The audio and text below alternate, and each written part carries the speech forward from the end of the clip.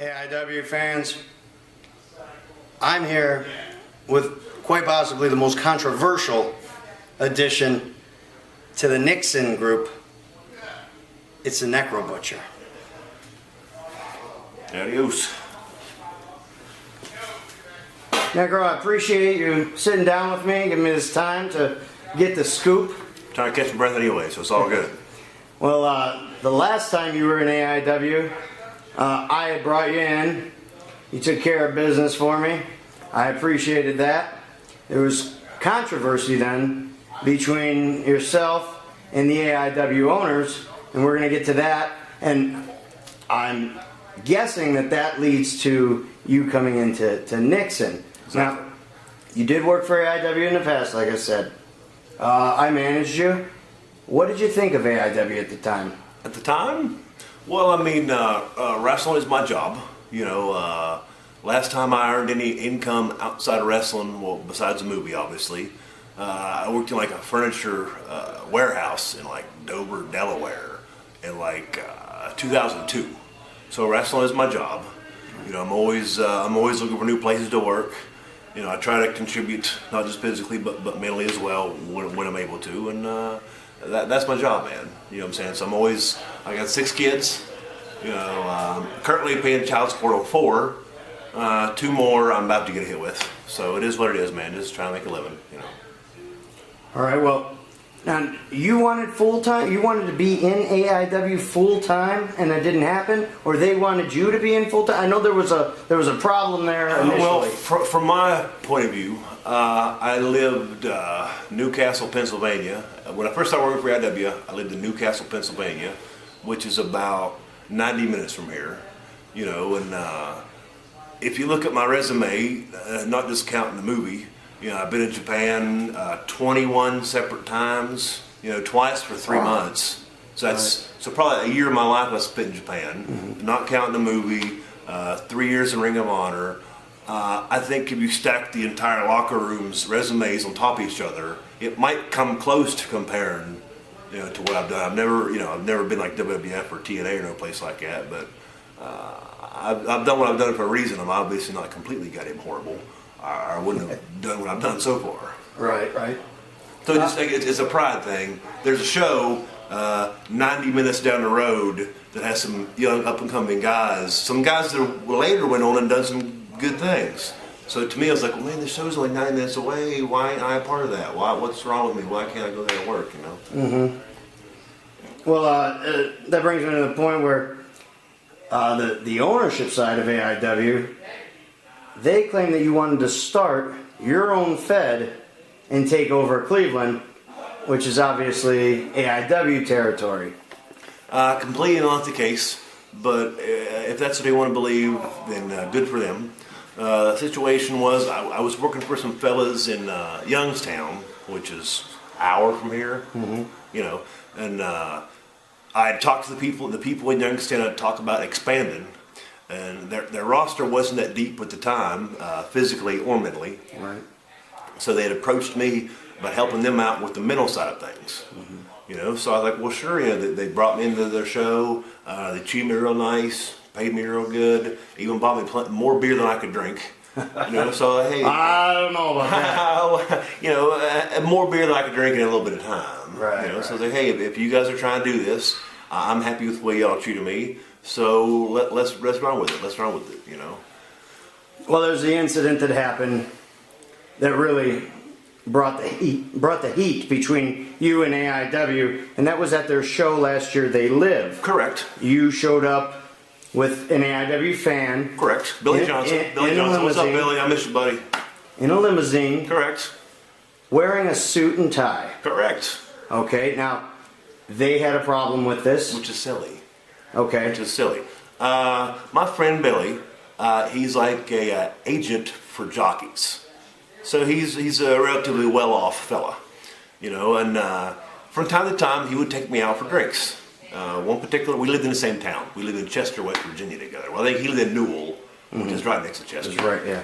So he's like, as he often did, he would say, what are you doing this weekend, buddy? Nothing. He's like, you want to go to a wrestling show? Fuck, no. He said, would you like to ride around in a limousine and drink free beer? Yes. Yes, I would. Right. He's like, well, we're going to a wrestling show. There's free beer. I'm in. You know, so I was trying to hang out with my buddy, and I thought, well, fuck.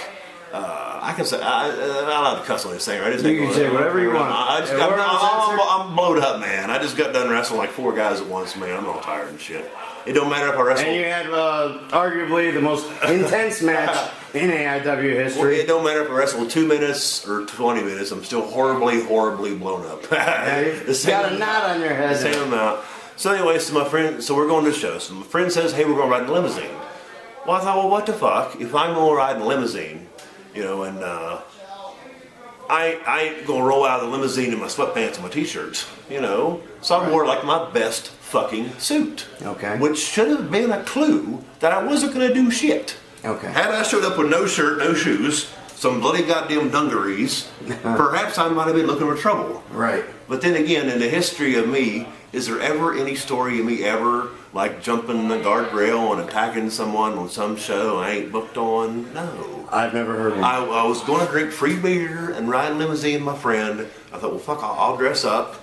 And, you know, like I had my court clothes on, man. Like the last time I wore them, I think, was like Antonio Inoki's birthday party. Like it was you know, a suit and tie, nice shoes. And like that, like I ain't gonna fuck up my court clothes. I was just trying to drink beer with my friends. And my friend already had the tickets purchased. And I thought, what the hell? I wasn't front row. I'll hang out with my friend and drink beer. And these guys just, they did not necessarily roll out the red carpet for me. You know what I'm saying? But well, I'll tell you what. Good for them. Whatever the fuck they thought in their goddamn head was not even nothing close. Like seriously, I'm 90 minutes away. I want to work for these guys. What reasoning would there be for me to come cause any kind of goddamn trouble? Because I maybe might book some shows that maybe might happen in Youngstown, so I'm going to come cause trouble in Cleveland and not get booked no more? So you felt there was no cause for them to be threatened by your appearance? I ain't gonna fuck up my goddamn court clothes. You know what I'm saying? But I think where the problem lies there on their side was that you're the Necro Butcher, you're very well known, an entertainer, a performer, an athlete, a wrestler. I'm a professional wrestler. A professional wrestler. I ain't trying to fight nobody for free. And you know what I'm saying? You've made a living. Correct. For damn near 17 years now. Doing nothing else but wrestling. And maybe, quite possibly, the most famous wrestler to not have ever worked for TNA, WWE. You know what? Name some wrestler anywhere. What wrestler ain't seen that fucking movie? Right. Every wrestler, even fucking Vince McMahon in his ivory tower, fucking saw my stupid ass on TV for a few minutes anyway. It was a great movie, The Wrestler. I'm sure anybody that's watching this right now has seen that movie. Yeah, exactly. 100%. 100%. So you're very well known. But the problem they had was, you know, and there may be some validity to this, is that you're the Necro Butcher and you show up in a suit, in your court clothes. Yeah, why am I going to fuck up my court clothes? Well, you know what I'm saying? If I come dressed like this, keep an eye on me. but for Christ's sakes, the only time I got up out of my chair was to go get more beer. Right. Ain't like, you know what I'm saying? I don't know, man. Well, good for them. They can believe where they want to believe. Mm-hmm. If somebody told them something different, well, you know, good for that guy too. Right. You know what I'm saying? But, and then they called the police. Am I right on this? They called the police. Like I said, I had to go in a little secret room, and the cops talked to me and all this bullshit. Well, like I ain't never talked to no cops before, but. You know, hey man, right on. I was there to drink free beer with my friend. I wasn't in the front row. I was damn near in the back. You know, I'm gonna ride in a limousine. If I slur a bit, I'm drinking these nice, delicious Bush beer with some kind of downloadable song on the fucking 12-pack or something. I don't know, but like fuck me, I'm just riding a limousine. I ain't gonna stroll out the limousine wearing sweatpants. If you're gonna take me to the front door of some wrestling show in a limousine, well, I'm gonna at least dress the fucking part. Right. You know what I'm saying? This is my best goddamn clothes. I ain't about to fuck up my best goddamn clothes for nothing. I will avoid conflict in my best goddamn clothes. But there was conflict then. There was a confrontation between the owners and you, and then that's when they brought the cops. I mean, I was there. You know, I walked right in. I saw what was happening. I didn't have the full story, but I stood there and I watched, and I thought maybe you were going to hit Chandler Biggins, one of the AIW owners. I thought there was a point. Well, what these numbskulls need to understand is wrestling is my job. That person that does all that shit out there, that's not me. You know, I'm a father. You know, I can't be dad in jail. You know, just because I might lay a chair up some fool's head in the ring, I'm not like walking around the streets looking for a goddamn fight. You know, that's not me. And if they want, you know, they can believe whatever they want to believe, man. Well, that night, it's safe to say that you didn't show up to AIW's event as the Necro Butcher. You were there as Dylan. I had a wealthy friend invite me out for some drinks. We just so happened to be going to a wrestling show. And I think I've worked for these cats like twice in my life. Right. So I thought, I didn't go there, hey, can you use me on some show? Hey, I'd like to work for you guys. I was like, look, I got a ticket, man. I was going to sit down with my rich friend and drink some free beer. And that's all there was to it, man. They just, whatever. Okay. And then, now, from what I understand, it's all out in the open now. You showed up tonight here at Hell on Earth 8 as the mystery partner for a faction called NIXON. Yeah, we won too. We won, so I guess it worked out, right? I guess you're right. I can't argue with that. You guys were declared the victors. Now, joining NIXON, was that something you did strictly financially, or did you do that because there was that revenge factor? Both. Because you still wanted to hit Chandler Biggins in the face. No. If it's a match, well, fuck yeah. If I meet him in Walmart, hey, what's up? You know what I'm saying? It's like what was the old the cartoon with the sheepdog and the coyote? Like, good morning, Ralph. Good morning. You know, the whistle will blow. You know, that kind of gimmick, man. Like, that's not me, and that just shows that them fellas don't know me. You know so what I'm saying? It's not personal. It was business. It's 100% business. It always is 100% business, and if anything is not business, then you'll lose your fucking mind. You know what I'm saying? I was approached by some individuals to come be part of a tag team match, you know, and I'm 90 minutes away, man. I'm 90 minutes away. So I'm good friends with Bobby Beverly, you know what I'm saying? Yeah. The other fellas I don't know real well, but they were like, hey, you want to come to IW and make some money? And it's all, there's a reason it's called professional wrestling, not amateur wrestling. Right. Professional wrestling you get paid for. So I got an offer to come make some money. And if you want to come to IW and slap them fools around, well, who was Eddie Kingston, BJ Whitmer, you know what I'm saying? Tim Donst. Like Eddie Kingston, how many times did I knock that fool out? Right. A few. Uh-huh. A few. BJ Whitmer, I mean, he knows good goddamn well.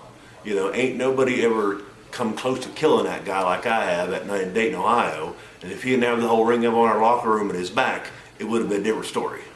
You know, Tim Donst, Chris Dickinson. Yeah, I didn't even know it was him till today. Right. But I'm saying, like, Tim Donst, Chris Dickinson, I mean, come on, man. I've had more matches in Tokyo than you guys have had in your life. You know what I'm saying? So what the fuck do I got to worry about? Yeah. I'm getting paid to come stick it up the ass of people that call the cops on me. Right on, man. Let's do it. Let's drink some beer, you know? I can certainly understand that. Now, what we saw tonight with you, between you and Dickinson, there had to be some hatred there. There had to be some animosity there. I mean, he kicked you upside your head. You turn around, you headbutt him, nearly knocked him out. He nearly knocked you out. It was the damnedest thing I'd seen. Fans were running, scared for their lives. There was blood everywhere. That's like the third time I've wrestled that Dickinson kid, and he has hit me considerably harder each of those three encounters. He's a little bit bigger than he was. Each time he's a bit bigger, he hits a little bit harder. So I don't know. Hopefully, I don't know. We'll see how it goes, man. But I'm not necessarily looking forward to the next encounter. Well, you know, from the time I'd seen before to the time I'd seen now, and actually, tonight it seemed like maybe you were awoken. It was the awakening of the Necro Butcher. Well, I hadn't seen you fight like that in a long time. If there's two things for sure, everybody in that crowd knows it, and everybody on this camcorder knows it too. I do whatever the hell I want, and can't nobody kick my ass. And that's a pretty bad combination. So if somebody wants to get rough with me, you know, fuck, I've 23 times in Japan, 2 years training in the snake pit with the UWFI guys. You know, if somebody was gonna kick my ass, don't you think it would have done happen by now? You know, there's a reason they nobody got me yet.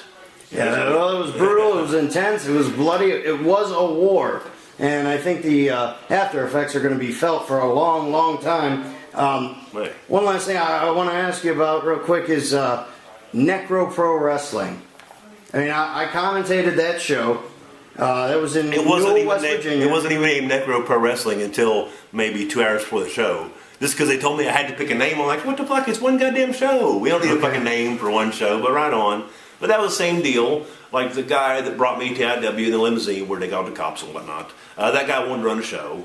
You know what I'm saying? So I was trying to help the guy out. You know what I'm saying? That's all that was. Hey, you want a show? He gave me a list of talent he wanted to use. He said, I don't have the contacts you do. Can you put together a show for this date in this building? And wrestling's what I do. So sure, you know, I'll give it a shot, you know. It wasn't never... You didn't mean it to be a long-term thing? If you wanted it to be cool, I was just trying to do the best show I could. I was trying to put together the best matches I could that night. And that's all I was trying to do. You know what I'm saying? Okay.